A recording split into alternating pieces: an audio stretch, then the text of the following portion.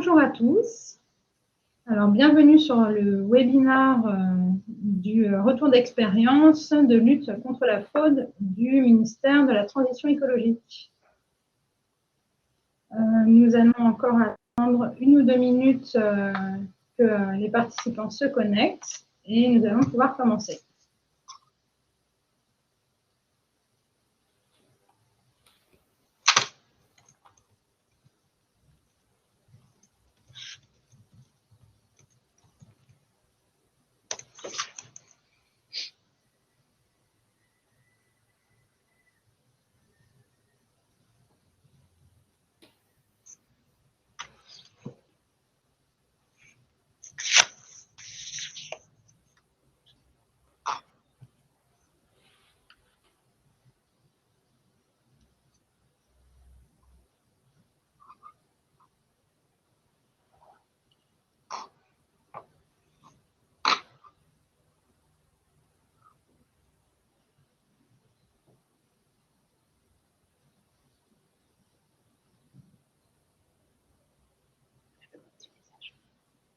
On peut attendre encore une petite minute.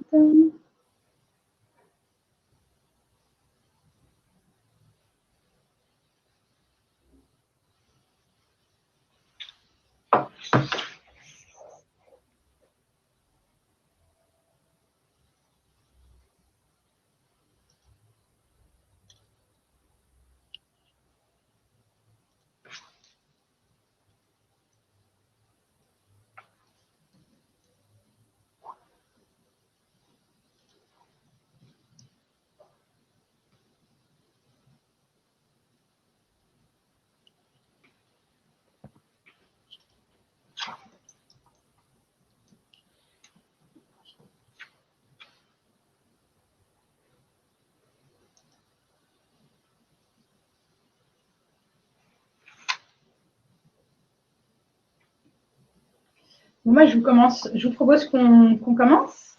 Ça vous va? C'est parti.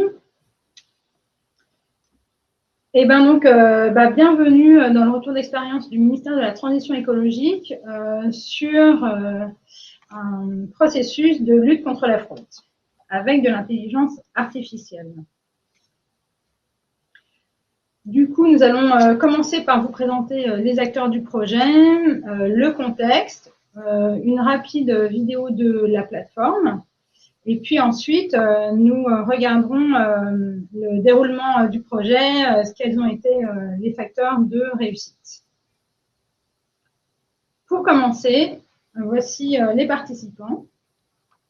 Bonjour Alice, donc Marion Richard, je suis chargée de mission au ministère de la Transition écologique, mais j'ai également été, je suis encore chef du projet dont on va vous parler aujourd'hui. Et bonjour à toutes et à tous, Vincent Lépin, je suis directeur associé chez Novéane. Bonjour, je suis Fabien Lestienne, je suis directeur de projet chez Thales, notamment sur des projets d'intelligence artificielle, et donc j'ai dirigé le projet dont on va vous parler aujourd'hui. Et Alice Draon, je suis directrice d'activité chez Novéane pour l'activité data et numérique responsable. Alors, pour commencer, Vincent, peux-tu nous présenter Novéane? Oui, alors tout à fait. Alors, on va faire ça rapidement parce que l'objet, c'est vraiment de se focaliser sur le retour d'expérience du MTE et de Marion Richard sur ce projet-là. Pour vous présenter rapidement Novéane, le constat, c'est que dans les transformations numériques qui sont opérées, c'est des informations qui viennent d'une étude qui a été faite par Harvard.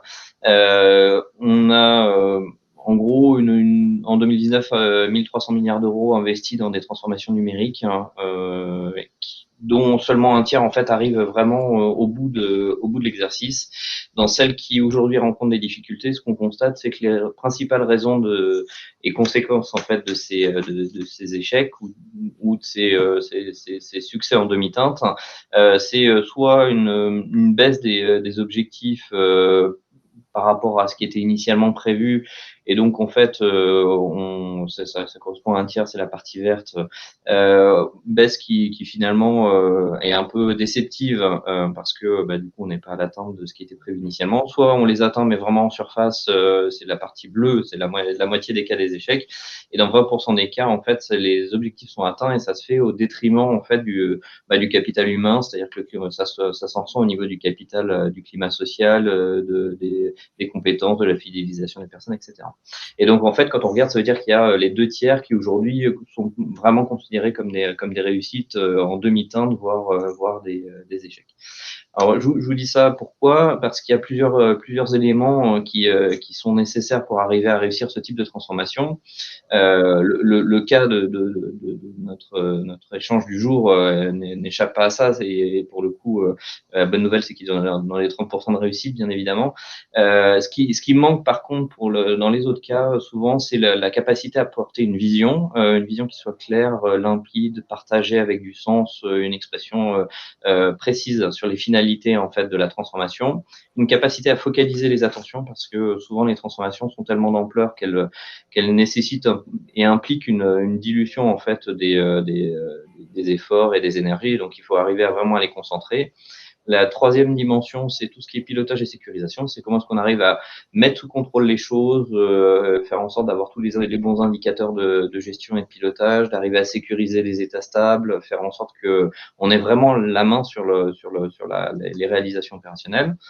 Quatrième élément, c'est de se mettre dans une configuration plutôt itérative.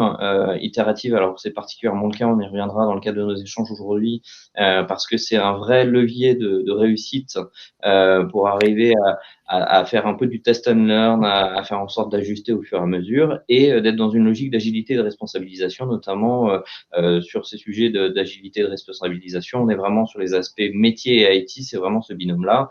Et le socle entre les deux et entre l'ensemble de ces éléments, c'est la culture globale de l'entreprise ou de l'organisation. Et donc, pour faire ça, en fait, on s'appuie sur un dispositif qui s'appelle le DTO, Digital Transformation Office, qui est en fait un ensemble de composants qu'on met vraiment à façon, qui permet en fait d'aller de l'alignement stratégique, donc d'une réflexion autour de la vision, jusqu'à la réalisation concrète sur le terrain, en mettant en place de l'accompagnement au changement, les solutions de pilotage et les méthodes et bonnes pratiques, c'est ce que vous voyez sur la gauche.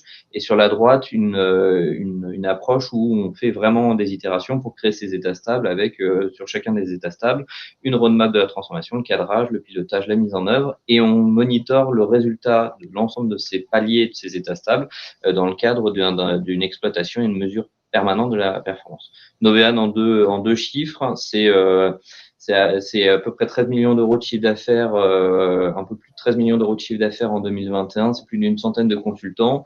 C'est 10% réinvestis en R&D. Et aujourd'hui, depuis le début de l'année, donc on est heureux de rejoindre l'aventure du groupe Scalian comme filiale du groupe Scalian pour prendre en charge les activités de stratégie et transformation. Et donc, ce sera l'occasion d'y revenir un peu plus tard dans le cadre d'autres webinars.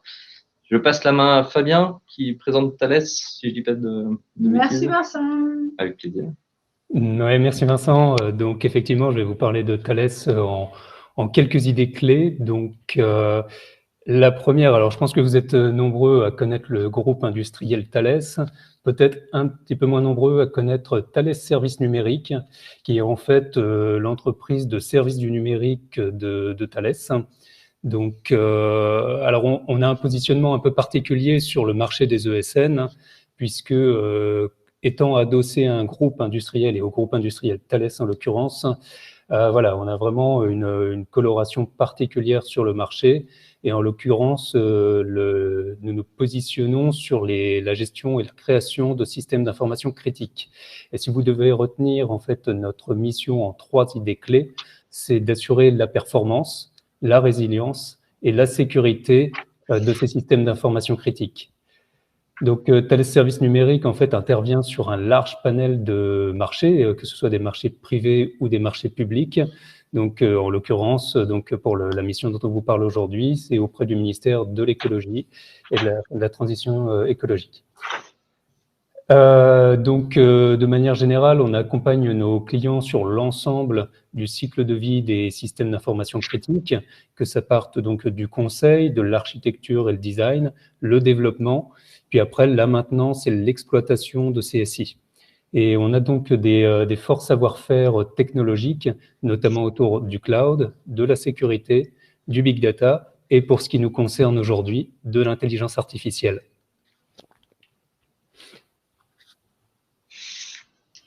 Merci Fabien. Et maintenant, Marion, peux-tu nous parler du contexte OMTE et comment est-ce que vous avez fait pour faire face à la recrudescence des annonces frauduleuses? Bien entendu, Alice. Donc, je vais d'abord vous parler en quelques mots de la DGPR, la Direction Générale de la Prévention des Risques, qui a porté ce beau projet. Donc, la DGPR, c'est une administration centrale reliée au ministère de la Transition écologique et c'est à peu près 250 agents qui sont aidés en région par un peu plus de 3000 agents en service déconcentré, comme on appelle ça. Que fait la DGPR? La DGPR élabore et met en œuvre les politiques publiques dans le domaine de la prévention des risques. Alors, quels risques? Les risques technologiques, les risques naturels et même plus largement l'ensemble des risques santé, environnement dont on parle de plus en plus. Donc, au sein de ce service des risques sanitaires, donc santé et environnement, on a un bureau qui s'appelle le bureau des produits chimiques et dont le but, c'est vraiment de travailler sur la prévention des risques induits par les produits chimiques. Ce qui nous intéresse aujourd'hui, ce sont des produits chimiques un peu particuliers que vous connaissez tous, ce sont les fluides frigorigènes et plus particulièrement les fluides frigorigènes fluorés qu'on appelle HFC. Ça peut paraître barbare, mais vous les connaissez tous parce que dans votre clim auto, il y en a, la clim à la maison également, les pompes à chaleur dont on parle beaucoup en ce moment, mais également les équipements de réfrigération, les grands congélateurs et pendant la crise Covid, on en a beaucoup parlé, les transports frigo pour pouvoir également transporter tout ce qui est pharmaceutique, entre autres également les denrées alimentaires, bien sûr. Alors, ces fluides frigorigènes fluorés, on les retrouve partout. Le sujet, c'est que ce sont des gaz à effet de serre, c'est-à-dire qui participent plus ou moins fortement au réchauffement climatique. Heureusement, on a de la réglementation associée à ces gaz à effet de serre pour réglementer quoi? Leur utilisation, la mise sur le marché de ces gaz, mais également de tous les équipements, donc les clims en contenant. On a un règlement européen, on peut passer au slide suivant. Le règlement européen, il a cette particularité qui va organiser ce qu'on appelle le phase down, la réduction progressive de mise sur le marché de ces gaz par un système de quotas. Donc chaque année, on a un quota qui est un peu plus faible. Juste pour vous donner quelques chiffres, en 2015, on part sur une base 100, c'est-à-dire le début du règlement, et avec un objectif en 2030 d'avoir 21% de cette base 100, 21% quantité maximum mise sur le marché. Donc voilà, voilà un petit peu le contexte réglementaire. Mais qui dit quota, qui dit baisse des mises sur le marché, dit augmentation du prix des fluides. Et qui dit augmentation du prix, dit développement d'un marché noir. Alors, on est en 2022, le marché noir, on le retrouve sur les places de marché, sur les marketplaces. Ça, on l'a vu venir au ministère. On s'est dit qu'il fallait commencer à lutter contre ces ventes frauduleuses qu'on retrouvait sur les grandes places de marché que vous connaissez tous. Ça devenait même une priorité. Comment on a fonctionné? Sur le terrain, vous connaissez les inspecteurs de l'environnement qui assurent la police de l'environnement, qui se retrouvent dans l'ensemble des régions de France.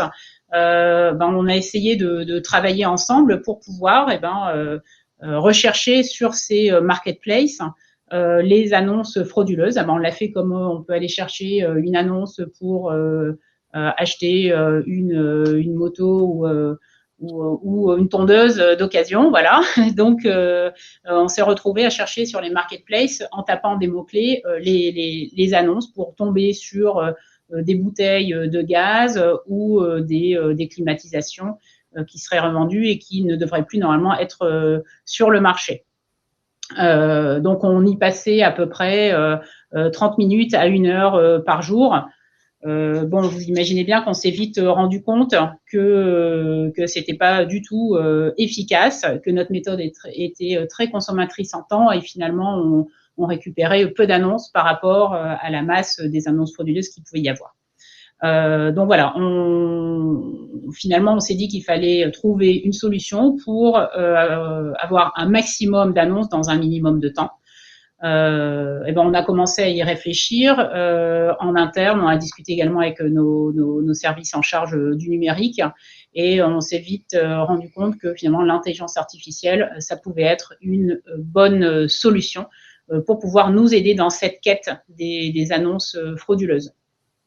Donc c'était courant 2020, fin 2020. On avait rédigé un cahier des charges de ce qu'on souhaitait.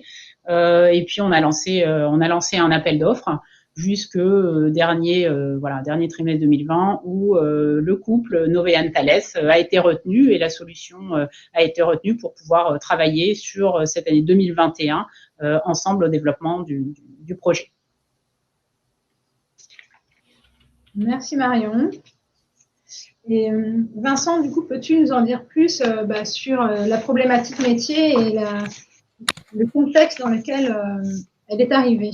Oui, tout à fait. Alors, ce qui est intéressant dans ce que vient d'évoquer Marion, c'est qu'effectivement, dans le positionnement des expertises Novean Thales auprès du MTE, on a assuré un rôle effectivement pour faire en sorte d'arriver à créer la connexion entre les enjeux métiers et la déclinaison technologique avec le savoir-faire industriel que présente Thales et le savoir-faire autour de l'IA.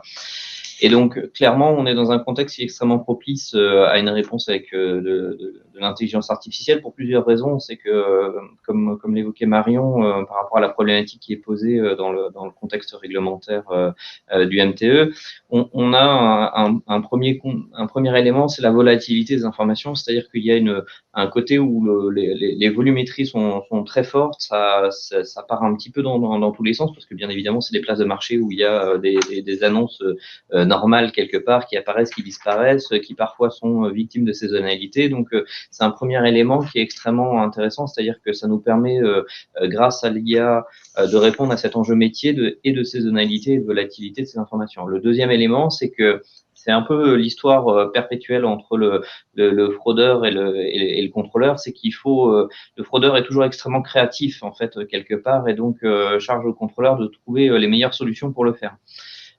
Et donc il y a toujours un peu ce travail permanent, cette incertitude pour être capable d'arriver à identifier des patterns de fraudeurs, d'arriver à faire en sorte de les détecter, quelle que soit la configuration de leur réseau. Est-ce qu'ils sont nombreux, est-ce qu'ils sont massifs, est-ce qu'ils sont en réseau, est-ce qu'ils sont de petite taille, bref, tous ces éléments-là, c'est un très bon élément pour arriver à caractériser en fait cette approche de la fraude et l'incertitude qui va avec. Et bien évidemment, sujet de complexité, c'est-à-dire qu'il y a énormément de données à traiter. On a donc bien évidemment des millions d'annonces sur ces plateformes de marché.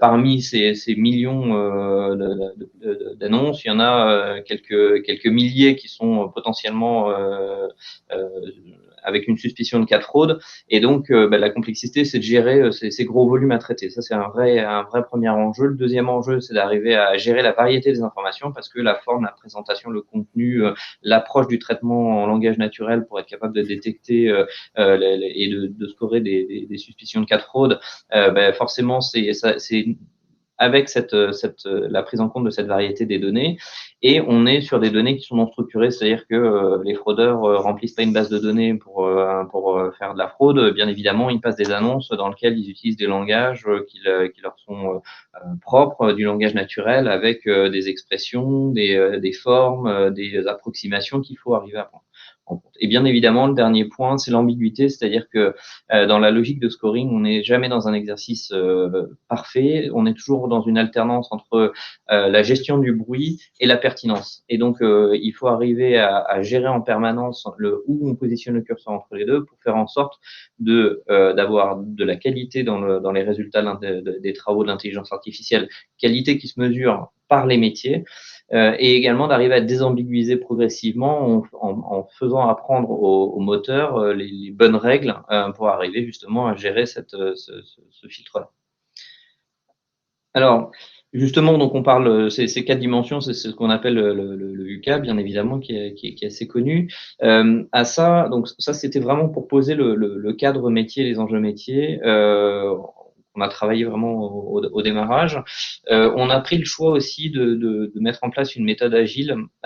Pourquoi? Alors c'est particulièrement adapté à ce type de projet, parce qu'on est dans un contexte où on a un cas d'usage qui est bien délimité, les objectifs qui sont clairs. Donc, ça permet vraiment d'arriver à ordonnancer les travaux, à arriver à gérer les backlogs, à gérer la succession et les réalisations de manière très, très efficace en veillant au fur et à mesure des réalisations à bien embarquer le métier. Alors, on a eu de la chance dans la configuration de bénéficier vraiment du savoir-faire des correspondants produits chimiques pour arriver à les intégrer dedans, pour faire en sorte que, au fur et à mesure de ces itérations, on puisse identifier des fonctions qui soient vraiment support du métier, que ça rentre vraiment dans le process récurrent des métiers, et d'adopter l'ensemble des bonnes pratiques et des retours d'expérience dans la mise en œuvre. Et le dernier point, c'est qu'on s'est mis dans cette logique, bien évidemment, itérative, avec des cycles très courts, hein, parce que la durée du projet sur le cœur du réacteur, ça s'est fait en 3 mois. Ces cycles courts, ils ont un avantage, c'est qu'ils permettent de faire du test and learn. C'est-à-dire que on a ce socle qui se constitue assez rapidement. Tout l'enjeu après, c'est de dire bon, passer le cap de la technologie qui est un défi bien évidemment, mais qui aujourd'hui se maîtrise de mieux en mieux. Il y a un vrai sujet à faire du test and learn pour faire en sorte de faire évoluer l'efficacité et la précision du moteur qui est derrière, et de s'assurer à nouveau que qualitativement tout cela représente in fine un gain de temps pour l'ensemble des utilisateurs côté métier. Alors ce que je vous propose, c'est de voir une rapide démonstration, c'est ça, si je dis pas de bêtises. Voilà, on vous a préparé une vidéo pour vous donner une idée des fonctionnalités. Bonjour et bienvenue. Sur la Voici une vue d'ensemble de la page Accueil sur lequel tombe l'inspecteur lorsqu'il se connecte à la plateforme. Le premier onglet est l'onglet Accueil, le second onglet Annonce, le troisième onglet Site propriétaire et le dernier onglet Expression de recherche. Nous allons vous détailler le contenu de tous ces onglets. Lorsque l'on arrive sur l'onglet Accueil, on peut voir 3 graphiques avec les données de scrapping sur les différentes places de marché. On peut également voir l'activité de scrapping en fonction de la date sur un graphique dédié à cet effet. Dans l'onglet Annonce, on peut voir un puissant outil de recherche permettant de filtrer entre autres par région, par plateforme de vente ou encore par gaz. Dans ce même onglet Annonce, on peut voir un tableau avec les différentes annonces. Si on clique sur l'identifiant de l'annonce, on tombe sur un tableau de bord permettant d'évaluer la suspicion de la fraude pour l'inspecteur, de qualifier la fraude en cliquant sur l'encoche, ou encore de demander la suppression de l'article auprès de la place de marché. L'onglet Site propriétaire permet quant à lui d'élargir la recherche des inspecteurs en l'étendant à l'ensemble du net. Le dernier onglet est l'onglet Expression de recherche. Il permet de vérifier qu'une expression de recherche est bien présente dans la liste de scrapping.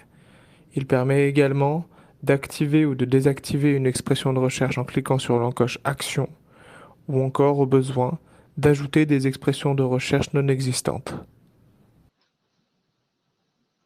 Voilà.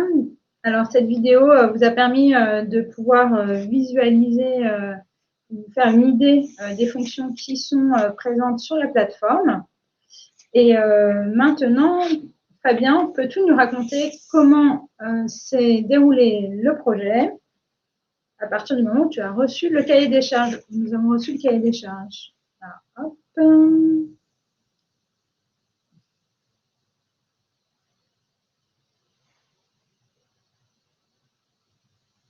Fabien, je pense que ton micro est coupé. En effet, c'est réglé. Donc effectivement, comme le disait Alice à l'instant, l'aventure pour nous, elle a démarré à partir du moment où le ministère a émis un cahier des charges. Donc un cahier des charges qui était concis et parfaitement centré sur l'expression du besoin fonctionnel. Donc à savoir en l'occurrence la détection de suspicions de fraude, et aussi en s'appuyant sur le choix de l'intelligence artificielle. Et donc, cette expression de besoin, elle nous a permis, nous, Thales, de concevoir une proposition de solution technique dès la phase d'offre, avec les choix technologiques pour ce projet d'intelligence artificielle, et aussi l'organisation des composants techniques, à savoir en l'occurrence un composant de collecte de données pour récupérer les données en provenance des différentes places de marché, un composant d'analyse basé sur de l'intelligence artificielle pour identifier les suspicions de fraude, et un composant de validation par les inspecteurs de ces suspicions de fraude, puisque, in fine, il faut bien avoir en tête que tout projet d'intelligence artificielle doit être, comme tout projet d'intelligence artificielle, il y a une intervention humaine pour prendre des décisions, surtout des décisions, comme a pu l'expliquer Marion, qui donnent lieu à un pouvoir de police et donc d'inspection sur le terrain. Donc dès le démarrage du projet, en fait, on a travaillé vraiment en proximité avec le ministère et ses représentants, en particulier Marion en tant que chef de projet, et aussi avec les inspecteurs, donc qui sont les utilisateurs finaux. Et en fait, les inspecteurs nous ont expliqué leur mode de fonctionnement, leur méthode de travail, et ça a été pour nous vraiment l'occasion de découvrir leur façon de fonctionner. À savoir en l'occurrence que certains inspecteurs travaillaient sur la base des photos, des photos qui sont présentes dans les annonces, comme vecteur d'identification principale de la détection des suspicions de fraude. Et d'autres inspecteurs, eux, travaillaient plutôt sur le corps des annonces, le texte, le titre et d'autres critères. Donc, l'une des premières étapes, en fait, ça a été d'organiser la convergence des modes de fonctionnement des inspecteurs, donc activité qui a été essentiellement dirigée par Marion. Et donc, en fait, ça a été le premier axe central de notre projet d'IA, c'est-à-dire qu'il a fallu définir quel est le comportement utilisateur que doit reproduire le futur système. Donc, ça passe par deux choses. La première, c'est la cinématique des actions. C'est-à-dire qu'en tant qu'inspecteur, je vais sur la marketplace, je recherche tel type de produit et je m'intéresse à telles annonces. Voilà, ça c'est le premier point. Et le deuxième point, c'est une fois qu'on commence à s'intéresser à certaines annonces, c'est quels sont les critères qui sont étudiés par les inspecteurs et qui leur permettent de dire si oui ou non il y a une suspicion de fraude. Donc voilà, ça a été vraiment le premier axe central de notre projet d'IA et je vais expliquer dans une seconde le second axe central. Avant ça, je vais juste toucher un petit mot sur le premier challenge qu'il a fallu relever. Ça a été tout d'abord de livrer dans les temps.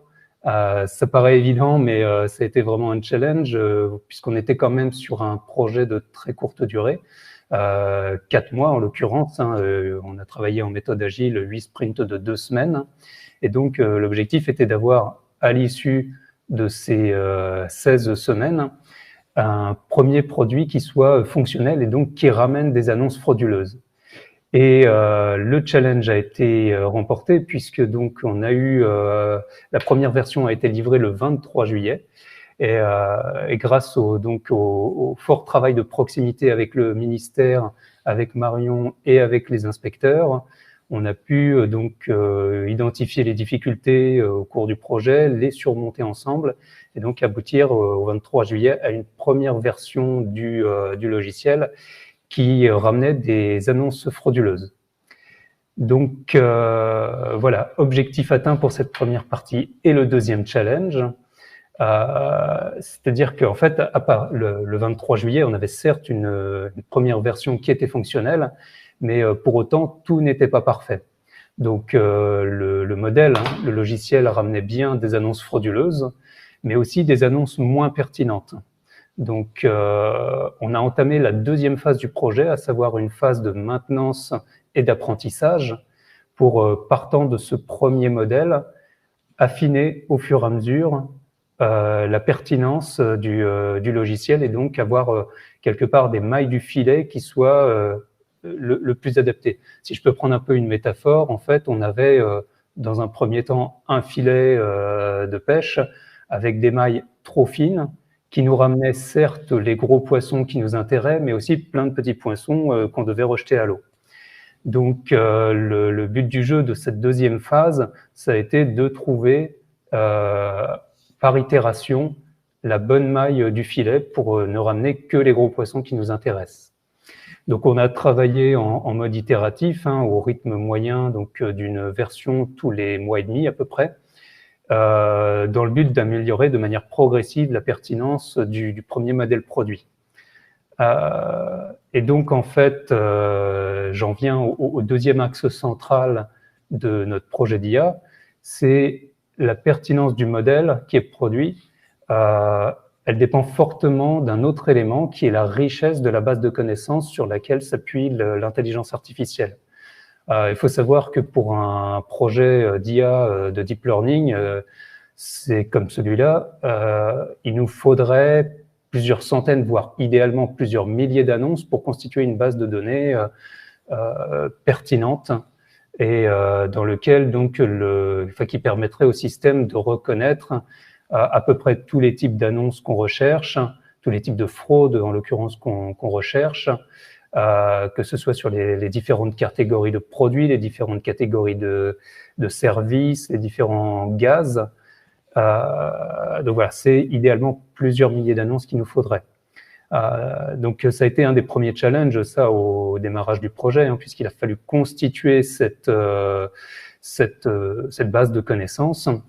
Et en fait, bien évidemment, plusieurs milliers d'annonces, au moins plusieurs centaines d'annonces, ça représentait un travail colossal à réaliser par les inspecteurs pour avoir une base initiale d'annonces sur laquelle s'appuierait le modèle.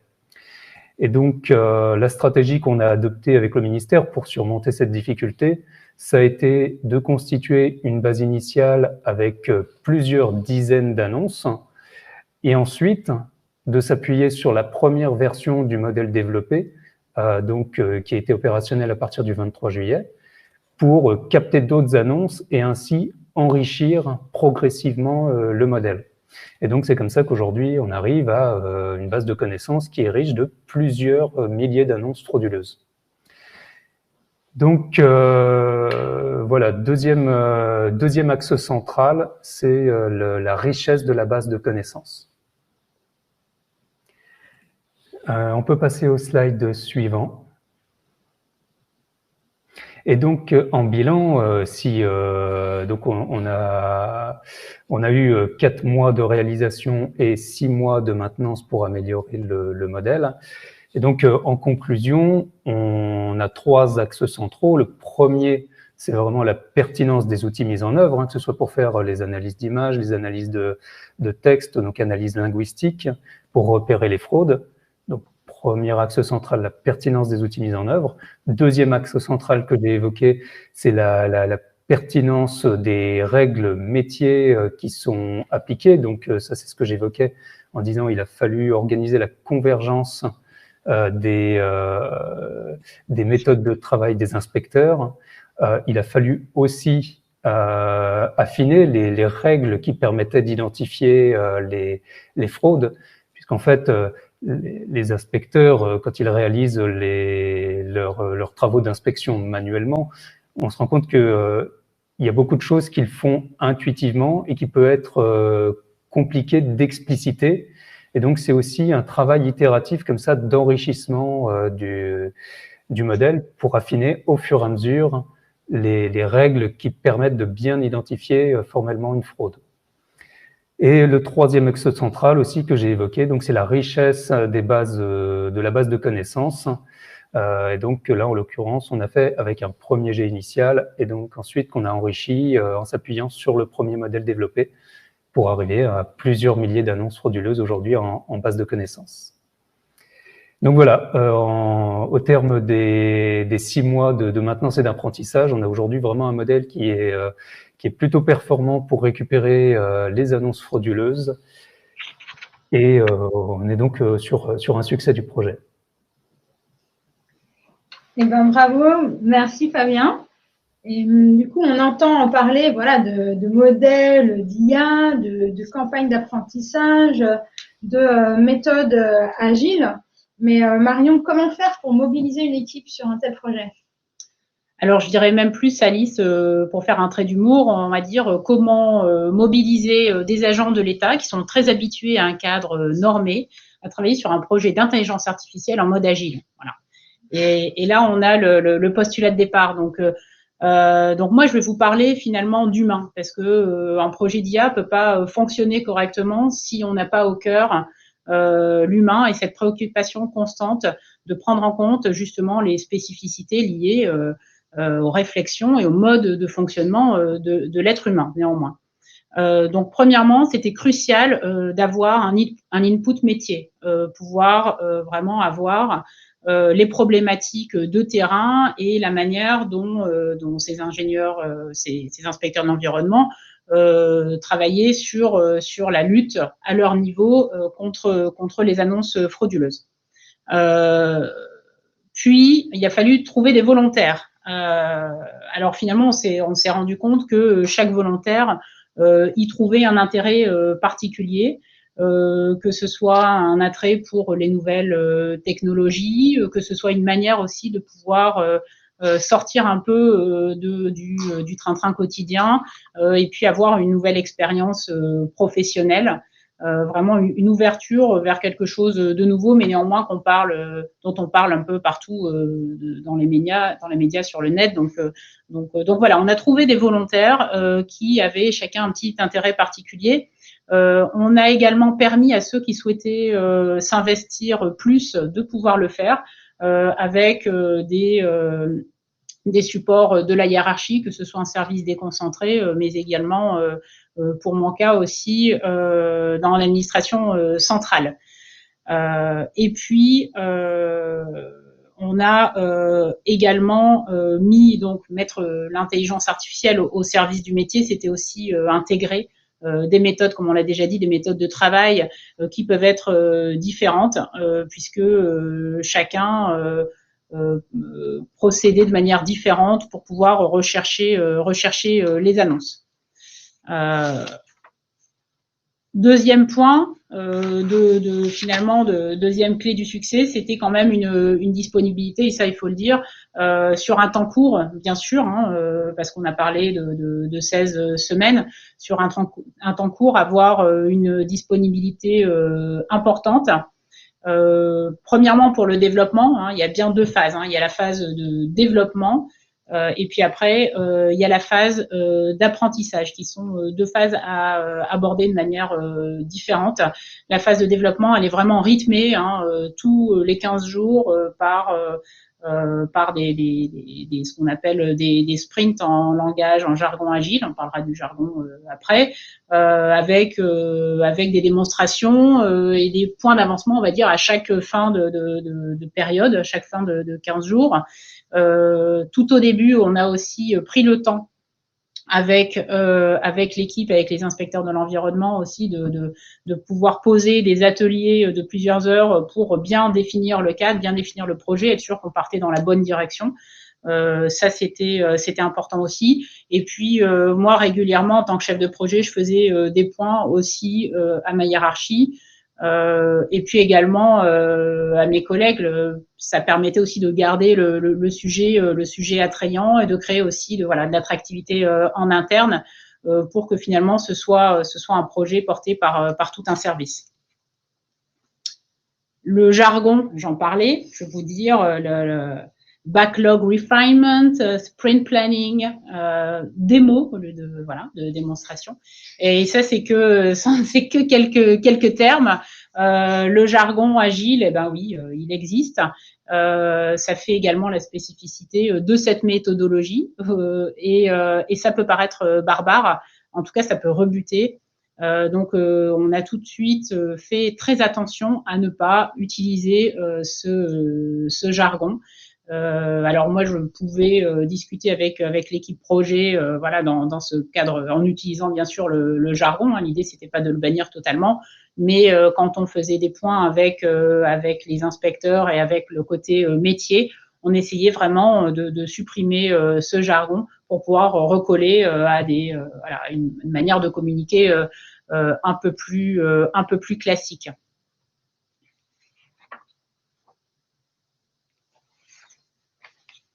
Alors là aussi, c'est pareil, il y a le jargon et puis il y a le niveau d'information à transmettre. Vous pouvez l'imaginer, hein, ce projet était totalement novateur pour le bureau des produits chimiques.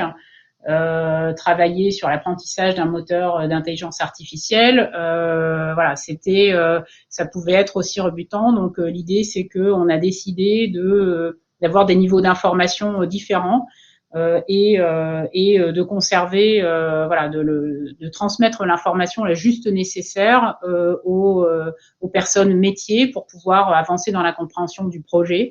Mais on ne transmettait pas tout, simplement aussi parce que quelquefois il y avait des allers-retours, peut-être des écueils. C'est la beauté aussi de la méthode agile, c'est de pouvoir rebondir sur une direction qui ne fonctionne pas bien pour pouvoir aller. Donc, on n'a pas forcément été totalement transparent là-dessus, jusque dans le métier, simplement pour pas non plus décourager les personnes qui n'ont pas forcément l'habitude de travailler sur ce type de fonctionnement. Et puis après, surtout, sur la partie apprentissage et sur la mesure de l'efficacité des phases d'apprentissage, et ben là, il faut aimer les maths quand même.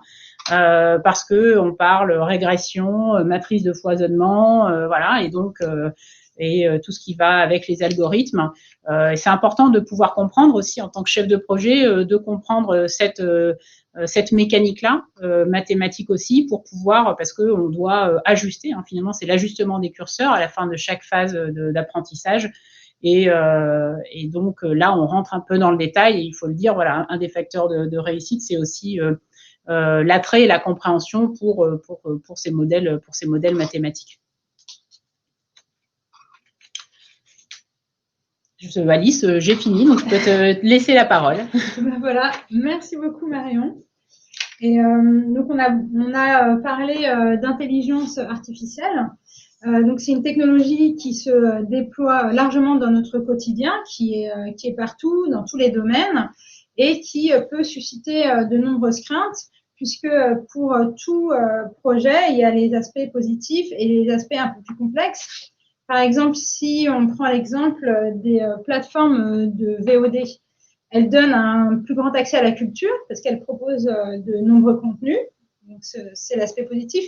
Mais à la fois, le fonctionnement peut aussi enfermer dans une bulle de filtres et ne proposer qu'une catégorie limitée de contenus. Donc, il est intéressant de comprendre tous ces mécanismes qui sont apportés par ces technologies et la façon dont elles nous impactent dans notre quotidien. Pour l'environnement, d'un côté, la circulation, la collecte et l'exploitation de grands volumes de données peut augmenter l'impact du numérique sur l'environnement, mais en face, ces technologies sont vraiment identifiées pour faire face aux changements climatiques et aux problèmes environnementaux.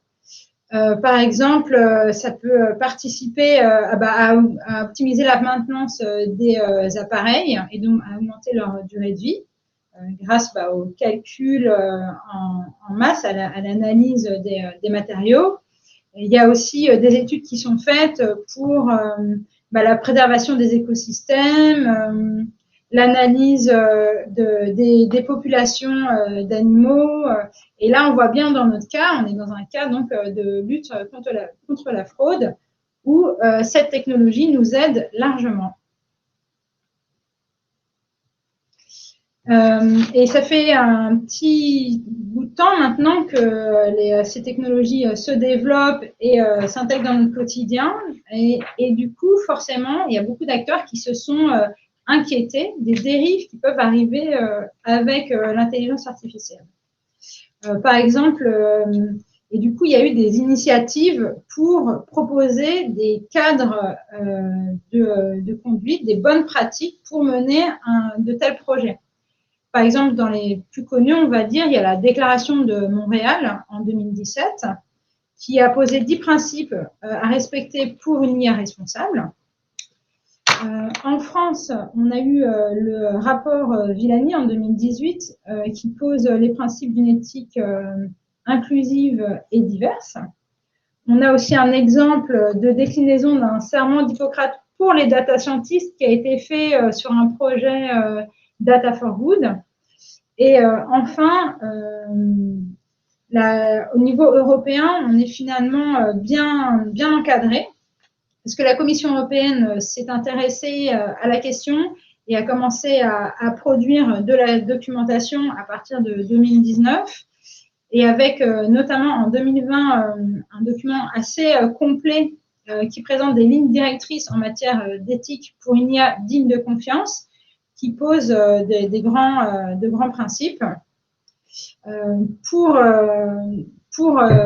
l'Europe, le fait d'avancer de cette façon dans un cadre, de proposer un cadre de bonnes pratiques et de poser des premiers jalons d'un cadre réglementaire, c'est une façon de mettre ces technologies au service des droits fondamentaux, d'une société plus équitable, durable, mais aussi d'avoir un avantage concurrentiel mondial, parce que c'est l'occasion pour les entreprises de l'Union européenne de valoriser économiquement ce savoir-faire européen, de construire des intelligences artificielles responsables et dignes de confiance.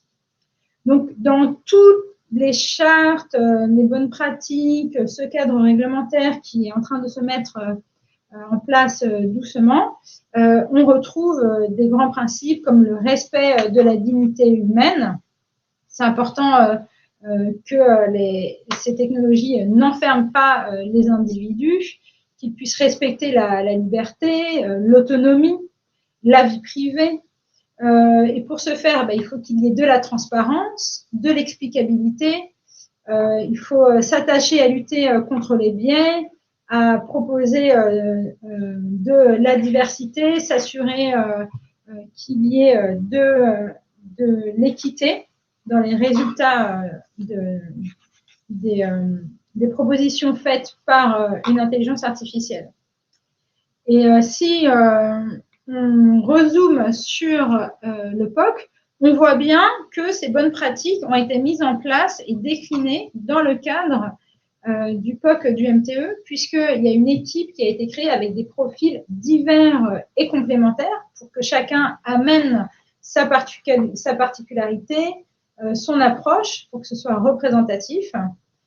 Il y a eu un travail qui a été fait de formation au sein de l'équipe projet, mais aussi de communication, d'information plus largement sur ce projet, ce qu'il apporte, comment il fonctionne. Et ça répond à l'enjeu que nous avons de mettre en place une culture de l'IA dans les organisations. Donc, chaque projet est l'occasion de diffuser petit à petit cette culture de l'IA.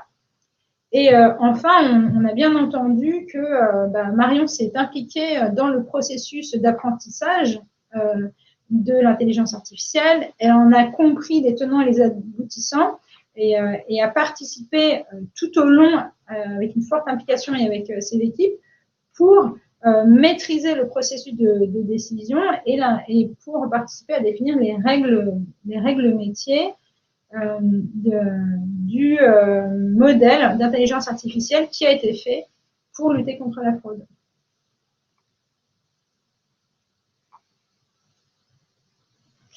Et Marion, maintenant, pour conclure, peux-tu nous dire en quoi ce qui est important, quelque part, c'est la démonstration de valeur et c'est ça qui permet d'embarquer les équipes. Merci Alice. Rapidement, je vais, parce qu'on va laisser un peu de temps aux questions, je vais vous parler là, on va faire un focus sur la phase d'apprentissage. Et dans cette phase d'apprentissage, on a une augmentation de la valeur ajoutée. Alors quand ça fonctionne, et nous, c'est ce qu'on a vu, on a 4 phases d'apprentissage. Et si finalement cette période aussi d'apprentissage, on a impliqué un plus grand nombre finalement d'inspecteurs de l'environnement. Là, on a une petite équipe réduite pour le développement, une équipe plus grande parce qu'il faut une implication temps humain aussi pour pouvoir faire tourner ces périodes, ces phases d'apprentissage. Et puis aussi supprimer, je voyais dans les questions le biais, supprimer au moins le biais lié au fait qu'on ait peut-être qu'une personne qui note toujours de la même manière. Quand il s'agit de faire de doubler la machine, là on avait une équipe qui permettait de supprimer aussi ce biais.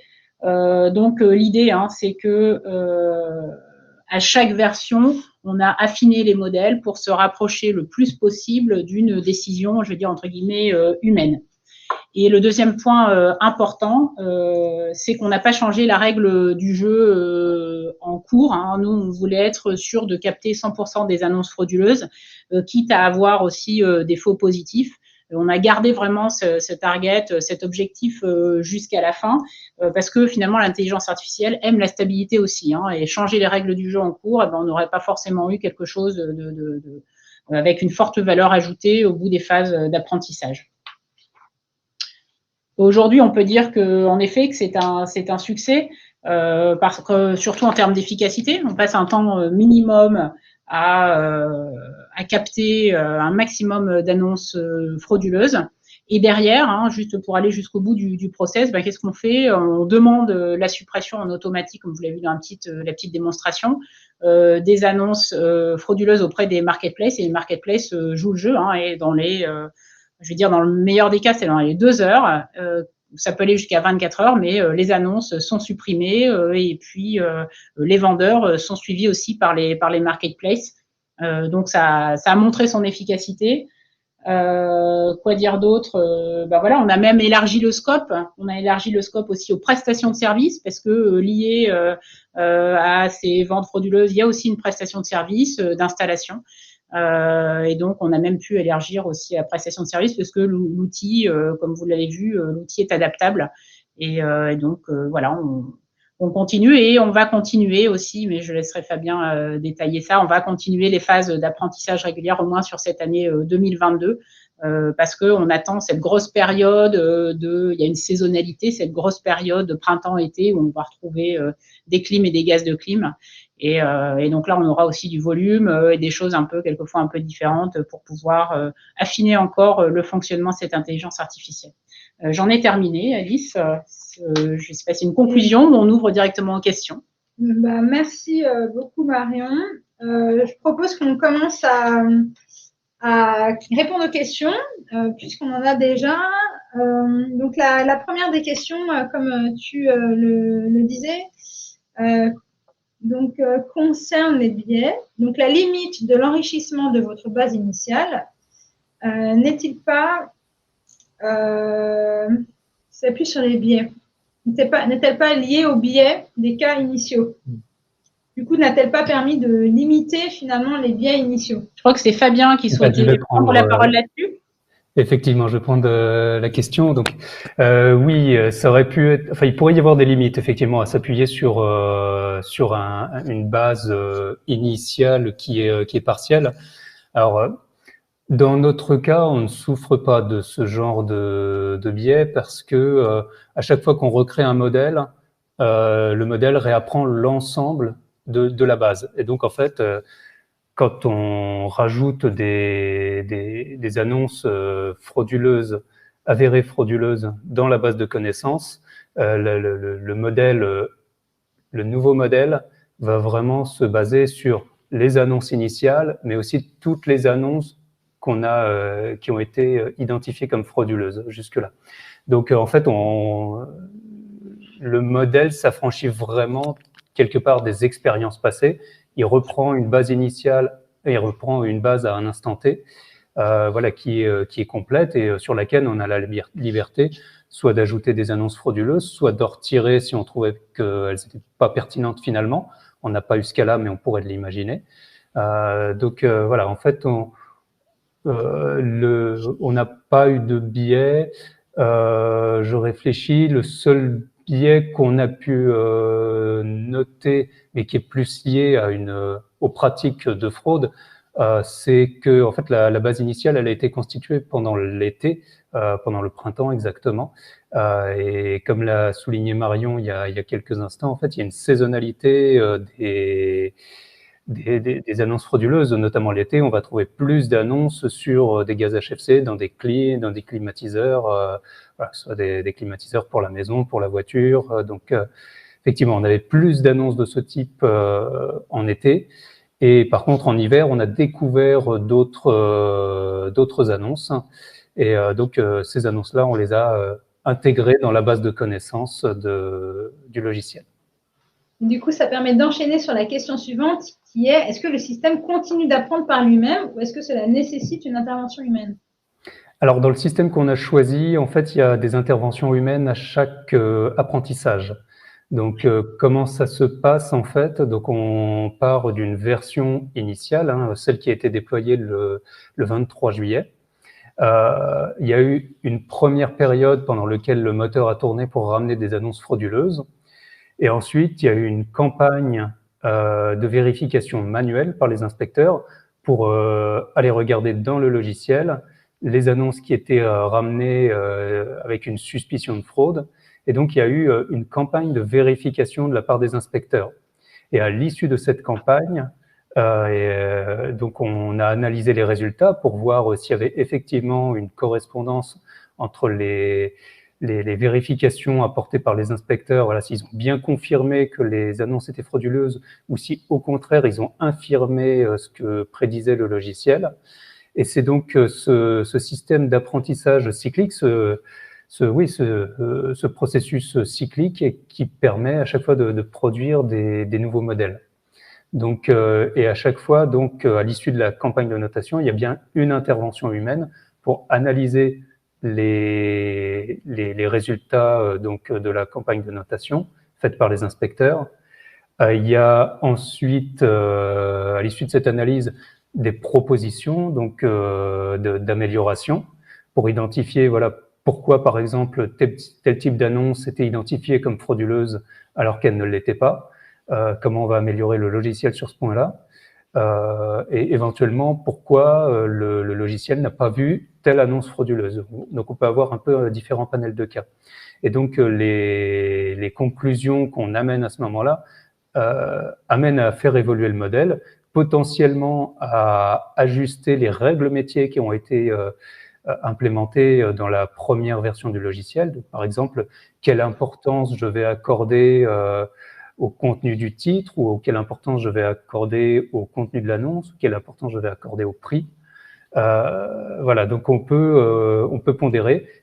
Et donc, ce qui est important de retenir, c'est aussi à chaque nouvelle version, on repart vraiment sur un nouveau modèle, quelque part sur une sorte de nouveau-né, quoi.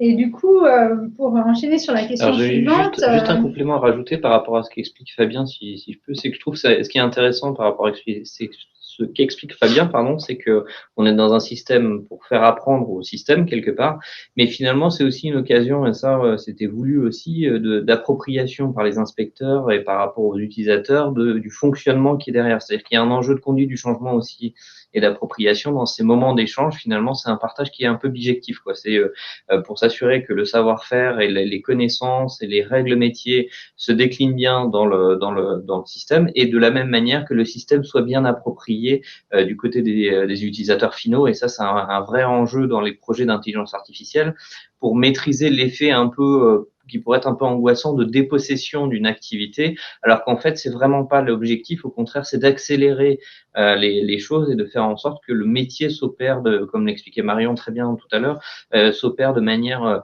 plus efficace, plus incisive et plus directe. Et donc ça nécessite de passer du temps d'échange entre le système qui apprend et ceux qui vont être les futurs utilisateurs qui sont derrière.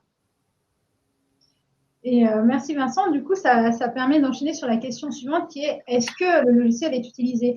Je veux dire, bah oui, le logiciel, il est utilisé depuis plusieurs campagnes en réalité, parce que le moteur, il a commencé à fonctionner au bout de 4 mois. Et après, à chaque campagne, il est amélioré, il est de mieux en mieux. Mais ça fait déjà plus de 6 mois qu'il fonctionne. Et est-ce que je vais même prendre, oui, ouais, je vais même te dire mieux, c'est-à-dire qu'on a intégré ce système aux actions nationales. Alors, ça peut paraître, ça aussi, c'est un jargon de l'administration centrale, mais pour que vous sachiez comment ça fonctionne, nos inspecteurs de l'environnement, on leur donne des orientations chaque année qu'on appelle des actions nationales sur lesquelles ils doivent focaliser leur énergie et leur temps.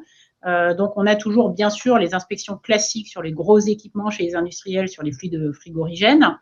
Mais on a également inséré l'utilisation de cet outil et la suppression des annonces, majoritairement la suppression des annonces, parce qu'on va rarement jusqu'à l'inspection, mais quand on trouve également possibilité de faire une inspection chez un commerçant, artisan qui proposerait ses services ou ses produits alors qu'ils n'ont pas se trouvé là, qui n'ont plus à se trouver là, plus sur le marché, et ben on peut aussi lancer des inspections. Et donc sur 2022, ça fait partie des actions nationales. C'est au journal officiel, voilà. Donc vous pouvez vérifier. En tout cas, c'est une belle, je veux dire, c'est la mise en œuvre finalement de cette solution. Et alors, que penses-tu de l'efficacité? Est-ce qu'il y a moins d'annonces frauduleuses? Est-ce que ça contribue? Moi, j'attends la période du printemps-été pour pouvoir juger. Je pense que là, ça va être vraiment le moment de vérité. Mais oui, bien sûr, on a déjà moins d'annonces. Bon, après, le système étant performant, on arrive toujours à en trouver, mais en tout cas, c'est important, et c'est important aussi de le faire savoir que ce système existe. Comme ça, je pense qu'il y aura déjà une première étape psychologique pour les fraudeurs qui veulent continuer ce commerce. Et ben maintenant on regarde, maintenant on supprime, maintenant on traque. Alors, combien d'annonces ont été détectées depuis la mise en service? Des milliers? Ouais, je peux répondre à la question en l'occurrence. Alors effectivement, le système, il a détecté plusieurs milliers d'annonces de manière générale. Toutes n'ont pas été identifiées comme frauduleuses, mais on a quand même une bonne partie qui est identifiée frauduleuse.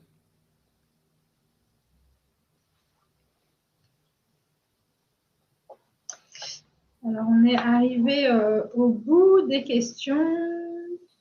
Il y a d'autres questions qu'on est en train de, si on a encore un tout petit peu, parce que si ça permet de répondre à tout le monde, comment votre modèle est-il capable d'analyser les annonces en langues différentes? Ça aussi, vous avez vu dans la mini démo, c'est qu'on peut intégrer des expressions de recherche. On intègre les expressions de recherche que l'on veut, peut très bien le mettre aussi en anglais. Voilà, c'est simplement un terme, et à ce moment-là, ce terme rentrera dans un algorithme. C'est pas juste rechercher des termes dans des annonces, mais c'est quelque chose d'un peu plus complexe.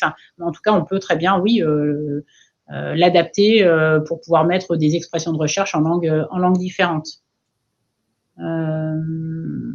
Parce que bien sûr, la fraude, ça s'arrête pas aux frontières. Ça, on est tous d'accord. Le nombre, on en a parlé. Oui, le volume. Tout en sachant que on fera un vrai bilan aussi avec des chiffres sur une année entière, sur 2022, parce que 2021 c'était on va dire la première phase de développement, la deuxième phase d'apprentissage, et on commence seulement à utiliser un outil affiné avec les 4 phases d'apprentissage. On en aura d'autres cette année aussi pour encore affiner, mais donc les chiffres, on les aura plutôt fin de cette année en fait. Et oui, il y en a toujours. Bien sûr, il y en a toujours des annonces. Voilà, c'est pour ça qu'on continue de travailler. Quand il n'y en aura plus, on sera au bord de la piscine, les doigts de pied en éventail. Mais non, il y en a, bien sûr, c'est un éternel aussi recommencement. Et on est tout juste aussi sur la phase, comme je disais, de communication. Il y a l'outil, mais il y a aussi après, sur ce sujet des fraudes, plus particulièrement la communication qu'on va en faire pour refroidir un petit peu les ardeurs des fraudeurs. Est-ce qu'il y a d'autres questions à venir?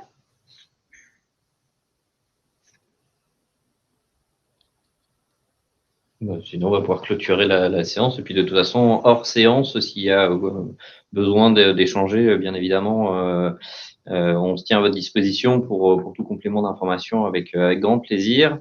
Et on espère que ce webinaire vous aura apporté les éléments de réponse si vous êtes dans le cadre de projets qui lient du métier à de l'intelligence artificielle, projet à venir ou projet en cours. J'espère que ces éléments-là vous auront apporté des bonnes clés pour réussir, comme c'est le cas là, dans le cadre du projet mené par Marion au sein du MTE sur la lutte contre la fraude sur les gaz HFC. On vous souhaite une très belle journée à tous, et puis à très bientôt sur la chaîne Webikeo, sur d'autres webinaires Novéane sur des sujets de retour d'expérience client. Bonne journée à tous. Bonne journée. Bonne journée. Au revoir.